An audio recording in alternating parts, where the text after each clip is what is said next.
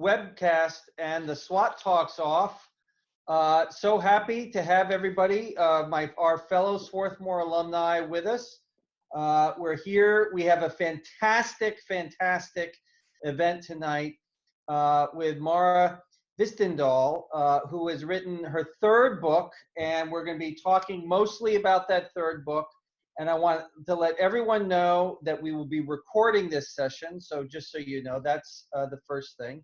The second thing to know is that Mara and I have decided we're going to do this in a Q&A format with I'll be asking questions and she'll be responding to them.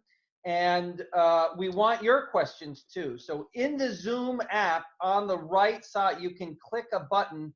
One way to look at it is on mine, it says more, and there are some dots. And if you click on that, the chat box will open on the right. It should be on the right of your screen, and you can type a question. If you just want it to be a private question, it can be just to the panelists, or it can be to everyone watching. And what I'll do is I'll try to integrate those questions into this. And when you do that, it would be great if you could give us your name and your class year, because we want to just, it helps us to know who you are and where you're from and so on. And so please do share that with us. That said, what we're going to do is we'll start off now, and this is the book right here, and Mara has it right behind her too. It's called The Scientist and the Spy, and it is a fascinating, incredible book. It is a espionage. It's like a detective novel, and I have to say, Mara, that if you were to try to pitch this to someone as a novel, they might say, it's too far-fetched. I don't believe you. But I believe that this book ought to be made into a movie. It's so interesting and gripping, and maybe we'll get into some of that part. But where I wanted to start off with on this is, I think your background as a writer, your experiences about where you grew up, where you've lived during after Swarthmore also, really played a role in this book, maybe more so than other books for other authors. And I thought it'd be a great place to start if you could tell everybody about that. Sure. Well, thanks for having me. It's good to be here and good to speak with all of you virtually. I grew up in Minnesota and went to Swarthmore and studied comparative literature, which meant Spanish and English lit, and then I did a Chinese minor.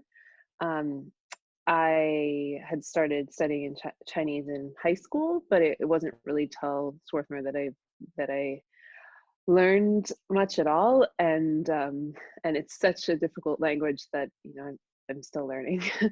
So I was also a Lang scholar at Swarthmore, which meant the emphasis on social action, and I did do a service project in Mexico while I was there, and while I was doing that project, it was on the border.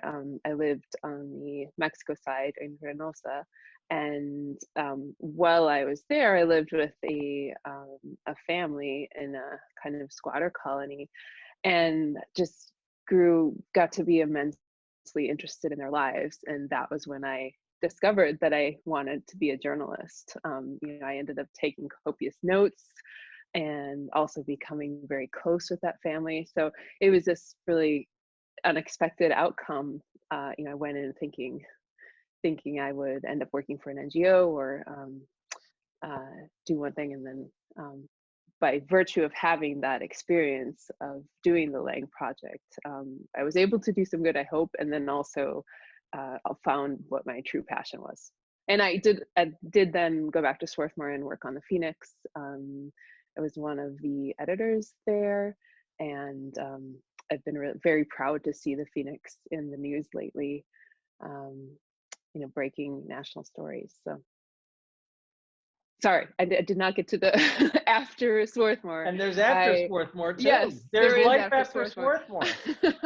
After Swarthmore, went to Columbia for journalism school straight away, and then um, left deciding I wanted to be a magazine writer. And one of the first editors I had said to me, well, like, if you speak some Chinese, you should just move to China and try to freelance from there. So I did that, and it didn't have a lot of work at first, but that was actually a great opportunity to learn the language better, get my bearings, get to know the culture, and gradually I had more and more work. Eventually, I became a correspondent for Science, the journal, and that led, um, after some other projects, to this book. Yeah. So all of that seems really important to me.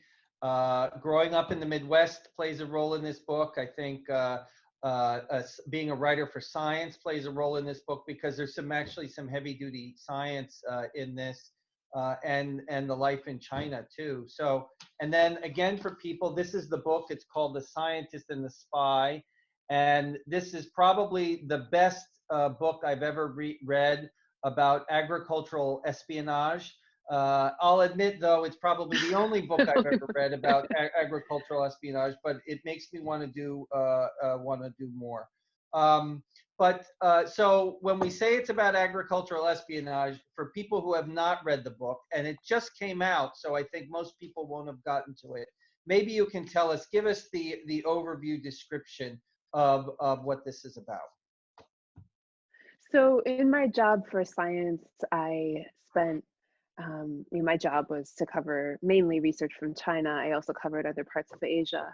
That meant that I spent my days following researchers into the field, going on archaeological digs, writing about the space program. It was very fun and exciting, but I felt that it was often removed from the news that many other foreign correspondents were writing about.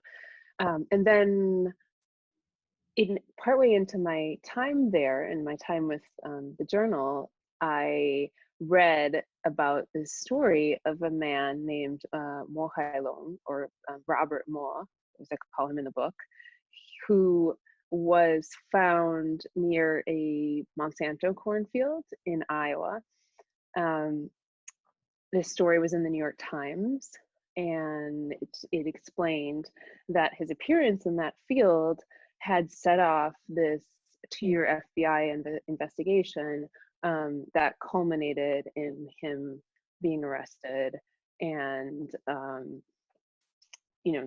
this issue of international focus for both countries. So I was immediately intrigued because this case had happened in the Midwest. There I was in China writing about Chinese science. And it also was soon followed by other cases. So there were then more and more cases of ethnic Chinese scientists often, or people working for Chinese companies who were prosecuted, charged with trade secrets theft. And as the FBI became more of a counterintelligence organization, it expanded its focus to include trade secrets theft from China. And this is actually now one of the top counterintelligence goals of the FBI, is to combat trade secrets theft from China. So the story of Robert Mo was just very quirky, and it was unlike cyber espionage cases, for example. There was a lot of detail that I could follow. It really literally started in a cornfield, and then there were several years of him crisscrossing the Midwest, looking for ears of corn. He was working for a Beijing agricultural company that was trying to reverse engineer this corn. And on the other hand, because his lawyers had fought it kind of tooth and nail in court, I had a lot of visibility into what the US government had done, into the lengths that the FBI went to capture him and investigate him. And ultimately the resources that were spent on prosecuting him as well. Yeah. And so one of the things that so you talked about this being about corn, but we all, I mean, a lot of us eat corn. We might have popcorn. We might, but how much? What kind of? Talk to us about. What do you mean trade secrets around corn? How many trade secrets can there be? What is it about corn that lends itself to being something around international espionage? So over the past few decades, as there's been a shift toward treating trade secret theft as a counterintelligence priority, the US government has argued that economic security is national security. So, if you go back a few decades, economic espionage wasn't even a crime. It first became a crime in the mid 1990s in the wake of the Cold War. And then over the past decade, as there have been all these prosecutions involving China, there have been cases that deal with these very basic technologies. So you have things like Boeing aircraft on the one hand, but also the whitener that's used in Oreo cookies, wind turbines, and the corn case. So the cornfield that Robert Moore was found in was a contract field. So you had a local farmer who had contracted with Monsanto to grow their inbred corn seed lines to make hybrid corn. So each line of hybrid corn has two parents, and So the company. I want to stop you right here because this is one of the things in here where during the book you say, well, the special agent was somebody who didn't even know the difference between inbred and hybrid corn.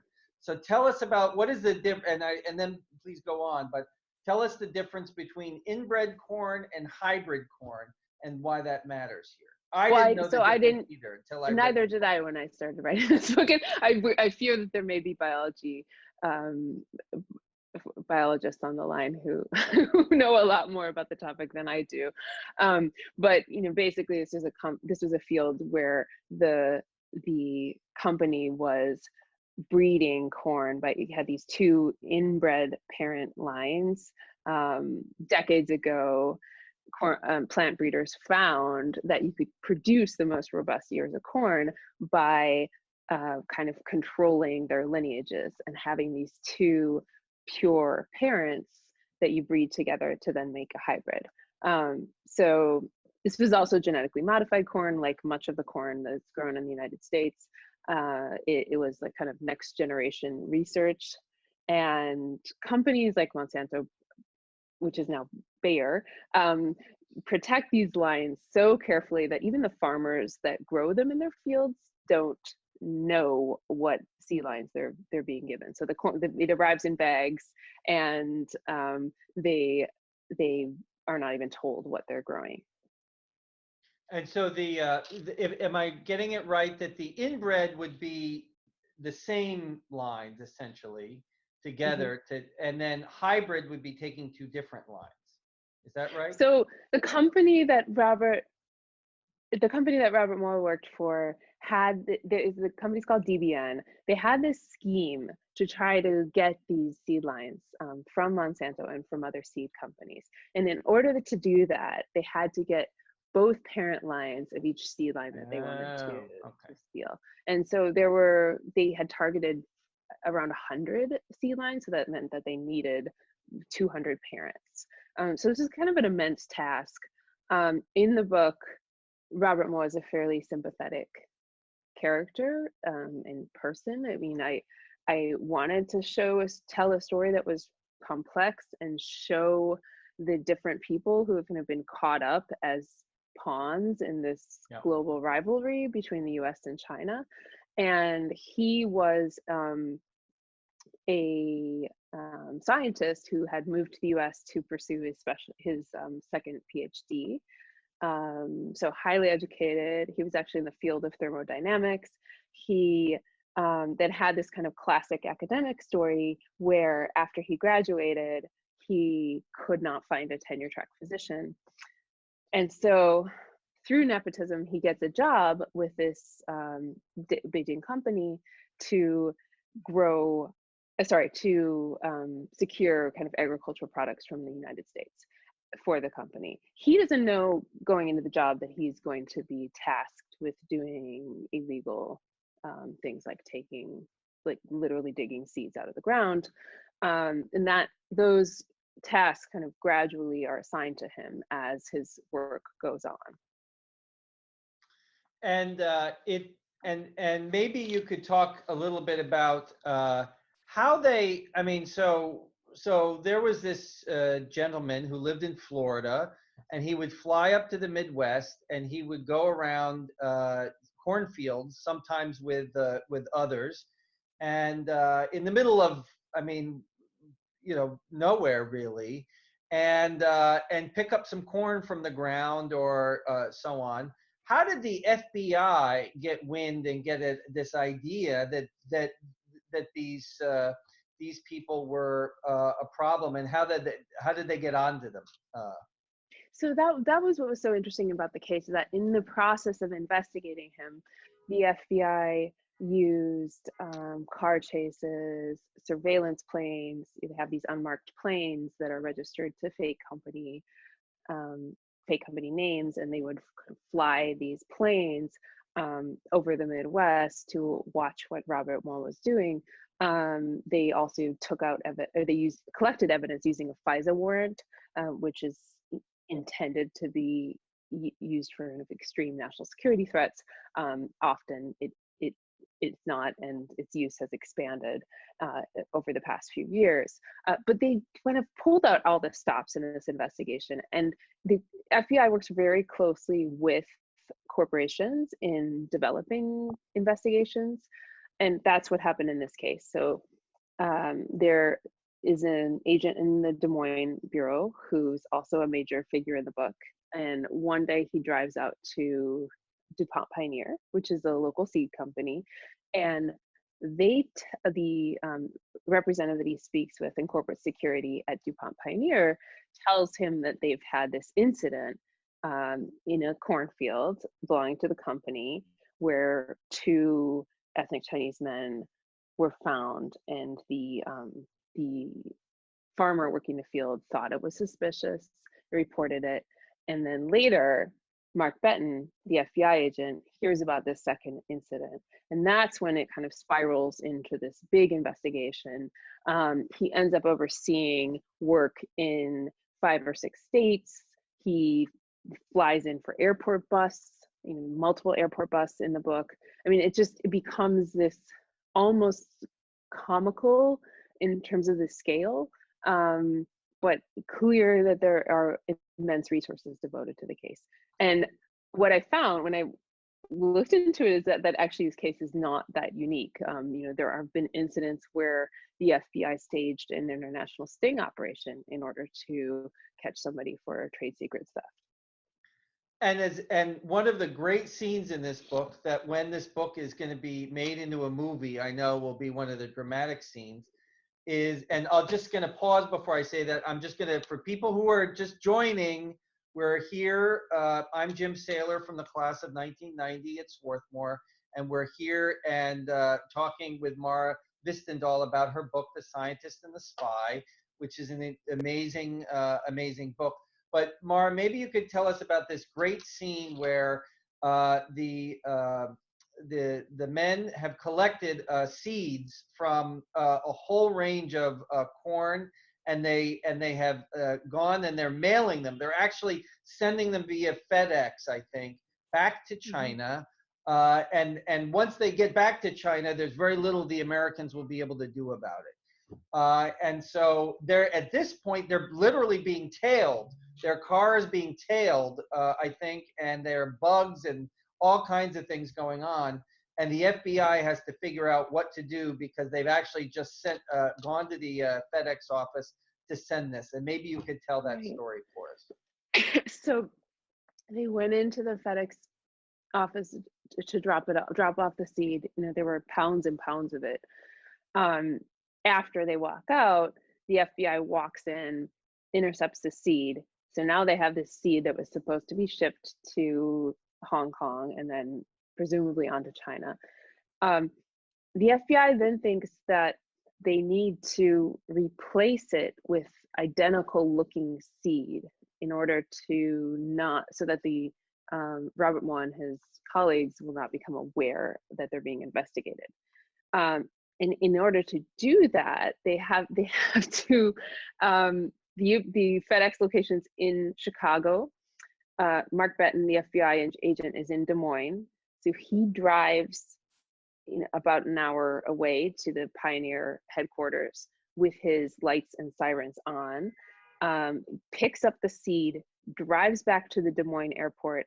There is an FBI pilot waiting there to get the seed and jet it to Chicago so that it can then be switched out and sent on to Hong Kong. And I mean, this was a scene I actually got quite late. After I'd finished my reporting, I sent a lot of the text to various people I'd interviewed, including at the FBI. And I also had spent a long time talking with Robert Moore, meeting with him in prison, corresponding with him by email. But it was after I checked all these details with Mark Betton that he then told me this other story. Incredible. And there's this scene of once they get it to Chicago, everyone has to pack it up very, very quickly because they're about to miss I think the flight out, and they want to make sure it gets there.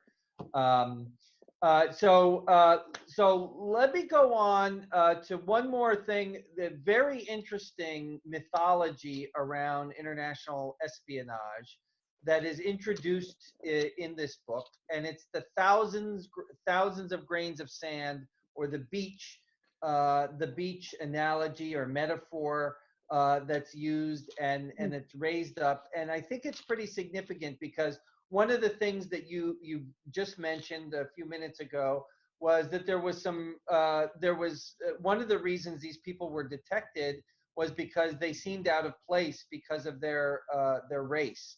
They seemed out of place in a cornfield in the Midwest, and that caught some people's attention. And that was there's this element that goes through it, and there's actually a theory around how different countries do their international espionage. And you introduced that concept in the book, and I wondered if you could tell us about that. Yeah, just to explain a little bit more, one of the things that got me interested in writing a book about this topic was not just the case itself that intrigued me. The details are very captivating, but there were, over the same time period, a number of other cases playing out. And shortly after I moved back to the US, I did a story for Science on the case of several Chinese American scientists who had been charged with trade secret theft and then turned out to be innocent, either completely innocent, or they had done something much less severe than they were originally charged with. The most well-known of these cases is Xiaoxin Xi, who it was then the interim chair of the chair of the physics department at Temple University, so very close to Swarthmore. He's now still a physicist there, but he had this experience of waking up one morning and the FBI was on his doorstep. Suddenly his name was all over the news.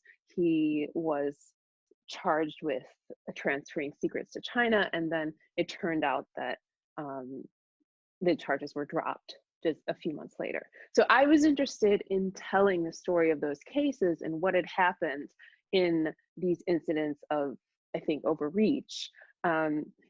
In order to do that, I needed one very captivating case to anchor the book around. And the Robert Moore case turned out to be the one that just provided the infrastructure to get at these other issues. So to go back to your question, one of these issues is how the FBI has traditionally looked at cases involving economic espionage from China or trade secrets theft. And I mean, many of you probably remember the Wen Ho Lee case in the late 1990s. Became a national issue. He was charged with 59 counts of 59 different charges of relating to alleged espionage of it was believed that he'd stolen secrets connected to a nuclear warhead. Then it turned out that 58 of the 59 charges were dropped. The investigation had been botched, and President Clinton went so far as to apologize to him.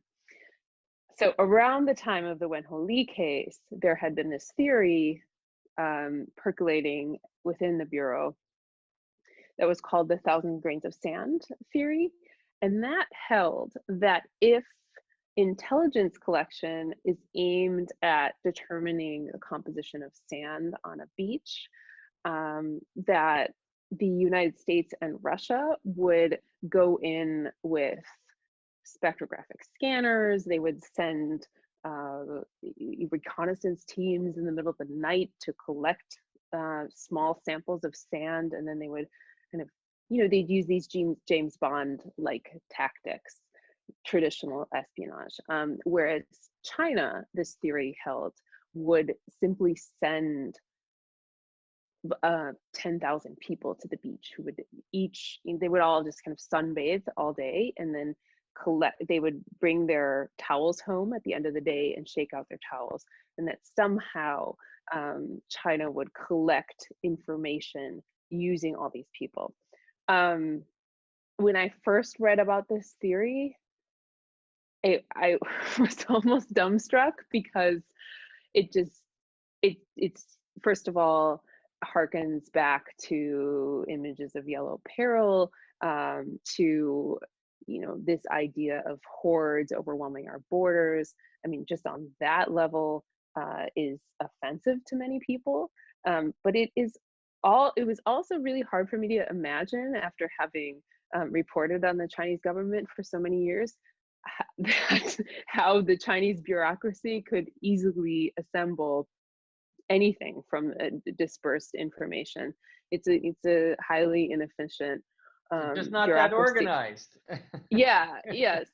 So it's just a theory that it says more about our assumptions than it actually does about China. But it is one of those theories that even today persists within some parts of the intelligence community, and there are intelligence analysts who started to push back on it. But it still felt like I needed to address it in the book, because it plays such a significant role. As the Robert Mois case was playing out, there were commentators, journalists who were writing articles saying, this case shows that China will just send out its people to spy. And that imagery crops up again and again with some of these cases involving ethnic Chinese scientists. And one of the reasons I wanted you to tell that story, Mara, was because it just seems to me it's such that applies as for those of us who really valued our liberal arts education, and the idea of critical thinking and not taking that whatever's presented to you as the answer, or something that even if it sounds right or makes some sense at some level, to question it and to look at it from different angles.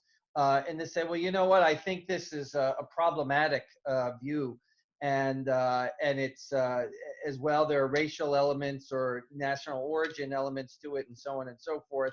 And so I just thought that was a great example of critical thinking and something we can all relate to. I want to go into that a little bit more, but we do have a question that I wanted to share from William Campbell, who's a class of 2012. And who thanks you for speaking tonight and writing the book, and wanted to know what is your sense around the breakdown in sort of how much the FBI is paying attention to these things, around prosecuting other things versus preventing. So it's prosecuting versus preventing economic espionage. If you Mhm. have a sense of how much if they're worried more about preventing versus prosecuting, and then in general, is the efforts to address this by the FDI, is that in the aggregate being effective, or are they Mhm. really just able to tackle a very small bit of of the kind of espionage that's going on? Do you have a sense of that? So, I mean, there's this tension within companies between protecting their trade secrets on the one hand, and then also admitting to when they're when they're stolen. The last week, the Justice Department indicted the people's hackers connected to the People's Liberation Army for hacking into Equifax, and that's a very good example of just, I think, odd use of prosecutorial tools, because until then, Equifax had been um, under a lot of scrutiny in the news for not protecting people's data. And in that indictment, they're essentially arguing that the our data, which was held by the company, is a trade secret, which is a very unusual argument. In a lot of these cases, because the bureau is working so closely with companies, the company's interest, which is almost always in arguing that their information is a trade secret, it kind of is accepted without question. In terms of, to go to your question on deterrence, um, it's often argued within, it's argued by Attorney General William Barr very recently, that these cases are deterrents and that they are deterring people from stealing trade secrets. Um, I can speak most about the case that I looked at most, over a number of years. In that case, Robert Moore went to prison for 3 years, and in some ways, his life was ruined. He has a wife and kids in the United States, but the company that he worked for is actually doing just fine. They may have the seed lines that they stole in production in China, and it's not clear to me that these cases are doing much to stop the issue of trade secret theft. Okay, that's very helpful and interesting. Um, so one of the things about this book that I liked so much, and you mentioned some of the things in what you just that you talk about other cases, you talk about Wen Ho Lee, you talk about the Temple professor, you talk about kind of broader issues, and then you kind of come back, you go back and forth between those broader issues in this case.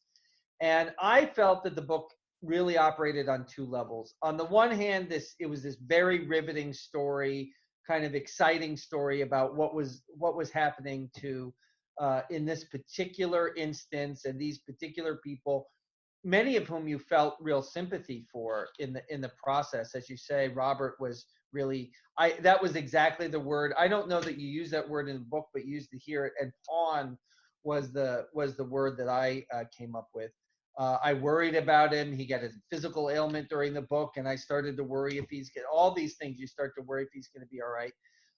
So on the one hand, it's a story of this espionage and intrigue, and by the way, I wasn't sure who the good guys and bad guys were going to be in the end. It wasn't clear to me until it kind of the book went on. And on the other hand, it's you kind of zoom out up into the kind of big sphere of policy and big issues around Sino-U.S. relations, and you talk about the visit of senior Chinese officials and the interaction between them and the governor of Iowa, who then becomes the U.S. ambassador.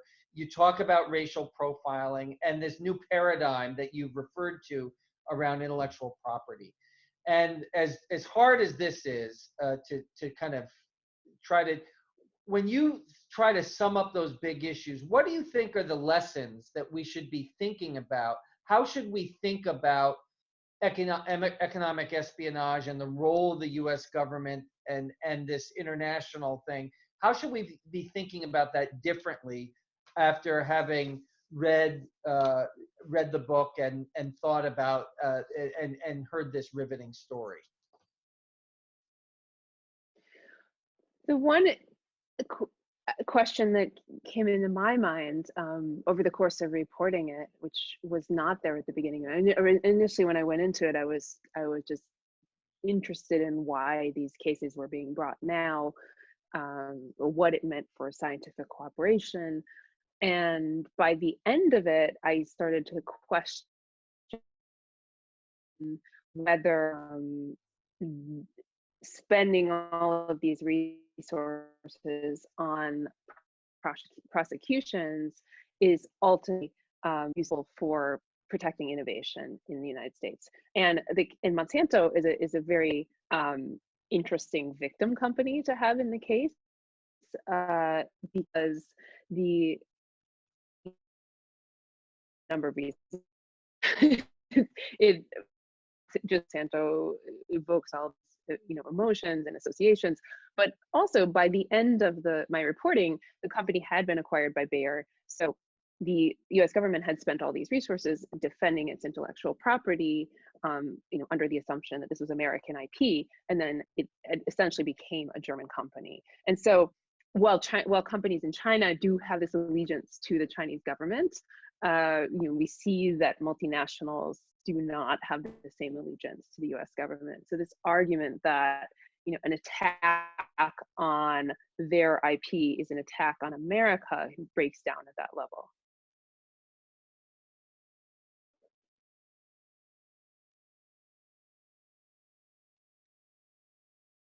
I was muted there. Sorry. So very interesting. I mean, these kind of policy questions get very complicated when you're talking about these global companies and so on, and really that go across, of course, state boundaries. So we have another question, interesting question from Charles Goldberg, class of '72. And that is, does China have the right to set the conditions on which it will allow access to its markets, including the right to require the sharing of intellectual property by US companies? And to the extent that we deny China this right, does it smack of colonialism in your view?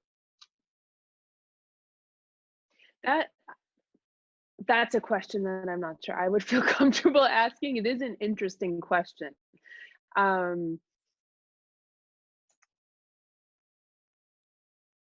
There are people,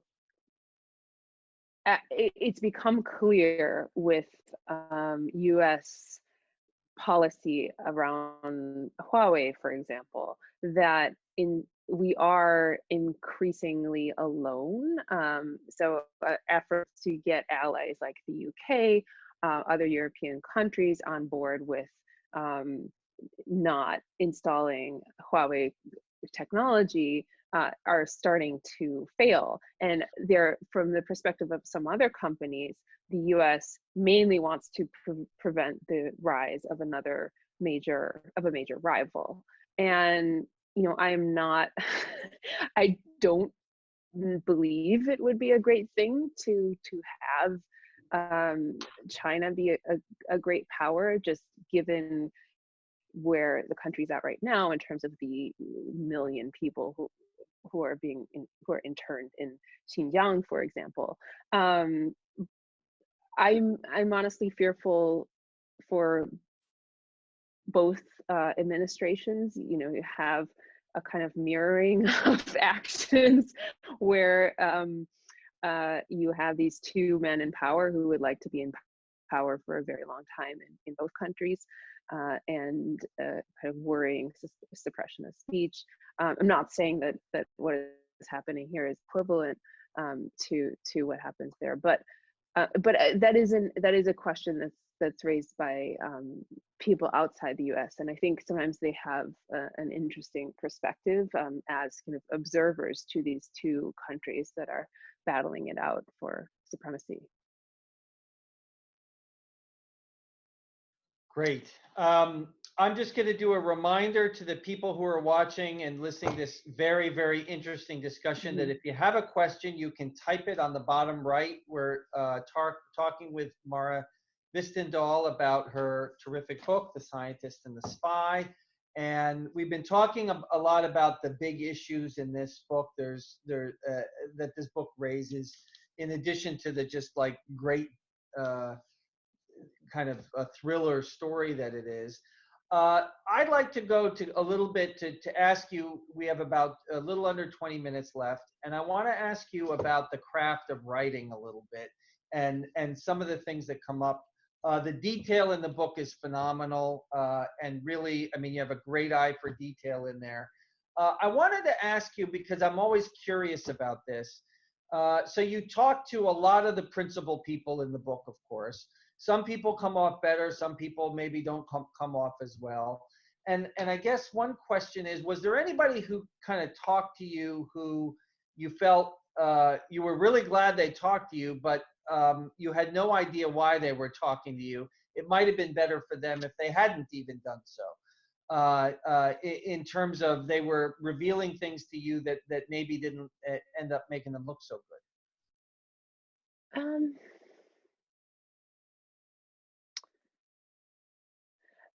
I think in general, I'm biased, but I do think in general it is in people's interest with a sort of long form project to speak to journalists.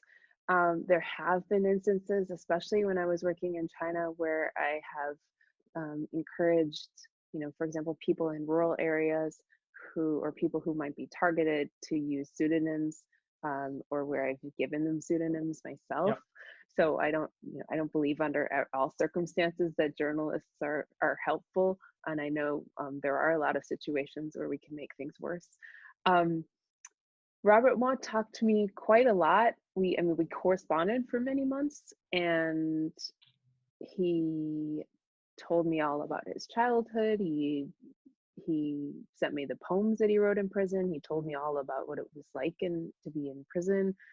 He actually became very good friends with another well-known defendant in an economic espionage case, and they would play ping pong and um, talk about Chinese history.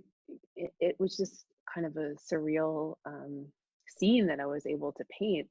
I do think that he came off more sympathetic because I was able to talk to him. Um, One of the issues that I identified going into the project was that in a lot of the stories I'd read about these cases, the defendant is not given a voice and not able to tell their side of the story. And so I did want to do that. But I also spent a lot of time talking with the FBI. And then also, there is an American farmer character who's kind of caught in the middle in the book. And he would talk to me quite a bit too. Great. Let's go on. So you've had a very interesting career in writing books, and not to kind of pigeonhole the description of your books, but one of them is of course this agricultural espionage thriller that you've just written. You wrote a book about a murder in Shanghai, I think, and then a third book is on the very difficult issue and problematic issue of the sex ratio difference at birth, the Mhm. gender preference that some people in many places seem to have for boys over girls, and this problem of the missing girls. And so when I look at all these three things, it's a big question about what is there something that ties them together for you? Is there a thread? What interests you when you're thinking about doing a story? Is there one hook or many hooks? Or, and this is perfectly fine too, is there absolutely nothing to do with any of them? They don't have anything to do with each other, I should say, and Mhm. that's okay too. Tell us how you think about this. I tend to get interested in stories where I feel like the press coverage that's been out there or the papers that are out there don't adequately explain the story. So where I've read a bit about the story and then but I still don't understand what's going on. Maybe even done one of those short news articles myself, and it still left with a lot of questions. And that is what happened with my first book, where it just many of the explanations that were given in the press for why there was this ever growing sex ratio at birth in China, but also other countries. They just rang hollow for me, and it didn't fully answer. They didn't seem to kind of fit with what I saw of the country was developing very quickly, and gender equality was improving in some ways, getting worse in other ways, and so that was the case with this book too, where I had read a bit about these trade secrets theft prosecutions, and I still was left with a lot of questions, and also wanted to understand, why had this become such a priority? We're constantly, those of us who cover China, constantly hearing this is a national security threat. This is one of our top counterintelligence targets right now, and so I wanted to answer that question. Great. Thank you, Mara. We have a couple other questions from people who are participating. So Wilbert Greenhouse asked the question: as a journalist in the United States, what process do you follow to make sure the stories you come across are true and are not fake news?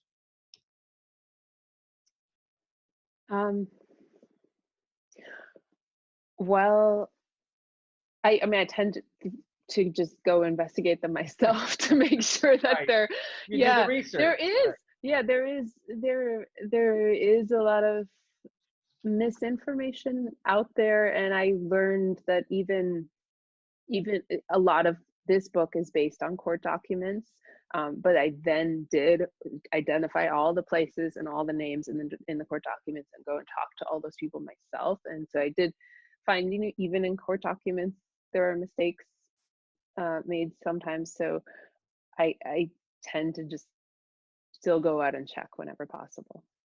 Great. Okay. And then here's a tough one. Ready? So speaking generally, is it your impression that the U.S. government, the government is stealing economic trade secrets from other nations' companies?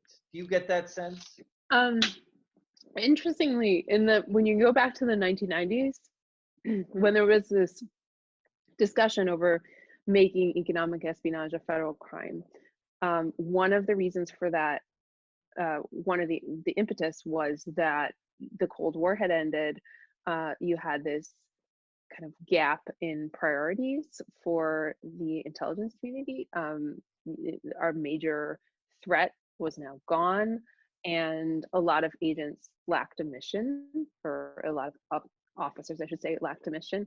At the same time, it had become a lot easier to steal secrets because of the dawn of the internet. And there were people at the time, including former heads of the CIA, politicians. There was this whole camp who argued that the United States should also go out and actively steal economic intelligence from other countries. And it was decided in the end that that was too far, that we would criminalize it when other countries did it.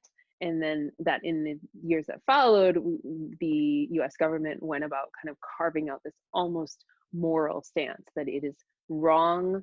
It's kind of business as usual when our intelligence agencies steal political secrets, but it is a crime to steal from private companies. These did come up in the Snowden documents. There are some who believe that there are incidents where the U.S. has gone so far as to steal economic intelligence. That is something I didn't get into in the book. I do think in general that we don't have as much need to steal those secrets on behalf of our companies. but certainly U.S. companies are actively stealing them themselves, Yeah, right? they're pretty I good at mean, doing it themselves. it's still, I mean, you still see a lot of cases fought in civil court all the time. Like, um, there was a self-driving car case involving Google, Waymo, and Uber. There's a great New Yorker article on that. And I should have mentioned, by the way, that that was Stacy Wallach's question from the class of '65. We have another big policy questioner for you from Teresa Greeny, and Teresa's interested in your thoughts as to who should be responsible for protecting trade secrets. Should it be the U.S. government doing this, or should it be the companies themselves that are? Because as you've noted, there were tremendous resources that were applied to this case with bugs and wiretaps and planes and different sets of cars and people following each other and videos and uh, all kinds of things here. Who should be responsible for protecting the trade secrets? Should it be the companies, or should it be the U.S. government? It is, with these cases, before the Economic Espionage Act, the issues of trade secrets theft, company to company, would all the legal costs would be assumed by the companies, and there have even been a lot of cases involving the theft of corn previously. There was, like, going back to the 1980s, US seed companies would do something called flashlight breeding, where they would go out into a field with a flashlight and they steal a competitor's seeds. So, in a way, it's an old story. I am not sure that it's a great use of U.S. government resources to invest all this money in defending these companies' trade secrets. It is an issue that people have raised with the Equifax indictment. That indictment's mainly for show, because we are not going to get the PLA hackers here on our, in a country where we can arrest them. But there were resources that went into even bringing that indictment, and that is a case where there was definitely an error made in, like, the company leaving those secrets to be taken. Right. And then in the same vein, we got a question actually in advance of the our talk tonight from Al Weller, who asked, who had already borrowed the book A Natural Selection from the library, your other book, and is now here on this one. And the question is, do you think that in today's world, the phrase national security threat is a little bit of a double entendre? And what Al means is the eagerness to investigate a national security threat, but done badly with the effect on innocent people and the poor methods and so on, is that as much of a risk as the actual thing that they're trying to go after? So when you think about the balance of the prosecutorial zeal on the one hand and the value of what they're trying to protect, do you see that it's a useful thing, or that it's a very mixed thing to do this protection and this investigation by the FBI? Well, so I was at Swarthmore during 9/11. I remember it happening and watching it with watching the Twin Towers fall with some people in my dorm, and I do think that happened after 9/11, where we had a lot of scrutiny on mosques that did not need to be scrutinized, and you can argue that there is a kind of chain reaction where Muslims feel like they're being targeted. That feeds into the narrative of terrorists overseas, becomes easier to recruit people. And this sort of same chain reaction does happen with Chinese issues now, where every time somebody is charged with a trade secrets theft, or a scientist is, there are a lot of cases involving grant fraud and the NIH right now as well. And every time one of these cases is brought and it turns out to not be airtight, it is reported on with zeal back in China, and it feeds this narrative that people are being racially profiled. The Chinese government has a concerted campaign to recruit back um, scientists from the United States. It would very much like to capture all of the kind of educated people who've come here over the years, and that chain reaction makes it a lot easier to do that. Great. So I'm going to wind up with one last question, and I even warned you about the question a whole week ago, if you remember. But I do want to just say what a great privilege it was to have this conversation, and I want to thank everybody for your engagement. This is a really interesting book, and one thing I got from this book, one of the many things I got from this book and this conversation is this isn't going away. So this is not a book about something that's happened in the past that we're never going to see much of again. We're going to be hearing a lot more about this. It's kind of this ripped from the headlines kinds of things that are going on right now, because we're seeing this, as you just referred, Mara, in the news. And so the other thing I wanted to point out is that, so here's the book, and if you're like me, I've always had trouble pronouncing like long words, whether they're names or other words. I never get it right. Mara had a very quick way. She just said, Jim, the H is silent. So it's Mara Hvistendahl. It's not that difficult to do. I was a little embarrassed, but of course you know how to say it quickly. But it's her name is actually easy even to pronounce, even though I'm not very good at doing that. And so my tough question, like a lot of us, you've done this, when you have a big project, you spent years on it. You've traveled to China. You've traveled all over the U.S. to do it. You've talked to dozens and dozens, maybe 100 people, and you've done all this incredible work. You've gotten this published from a big publishing house, too. It's a big deal. And then what everybody asks you, the question is, okay, this is wonderful. Congratulations. But what are you going to do next? So can you give us any hints about what interests you now and what you're maybe thinking about next? Well, I would love to write another book. Also a technology themed book, but I'm just now, after a few weeks of publicity, getting back to the point where I'm reading and thinking again. So I'm excited to start on the next project. Okay. All right. So we'll be on the lookout for your fourth book. Hopefully. At some point in the not too distant future. I think you've been getting a lot of really good feedback on this one, and I'll just say congratulations. And what we'll do is let's give you the last word tonight, Mara, and thank you so much for spending an hour with us. I encourage everybody to read the book, because it really is really, really, as interesting as it sounds from Mara's discussion tonight. It's actually even more interesting, and it's also really, really well written. It's really, really well crafted, and this idea of these two levels is really thought out really nicely and done in the book. But you get the last word, Mara, and then we'll sign off. Sure. I guess my last word would just be a plug for the externship program, because as I was finishing up the book, I had almost as a side note, obtained all these documents from the FBI using the Freedom of Information Act requests, and then had to kind of parse them and put them out into the world. I hosted a student who's now a sophomore at Swarthmore.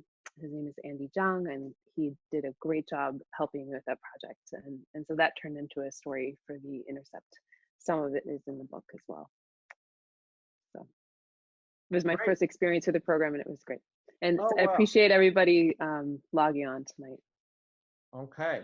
And I have put one of the links, if you want to get the book, I've just put it in the chat. I'm not sure if that was allowed, but I did it anyway. So there you go. If you're interested in the book, it's called The Scientist and the Spy, and you can get it at your library. You can get it at your local bookstore. You can order it online, whatever you want.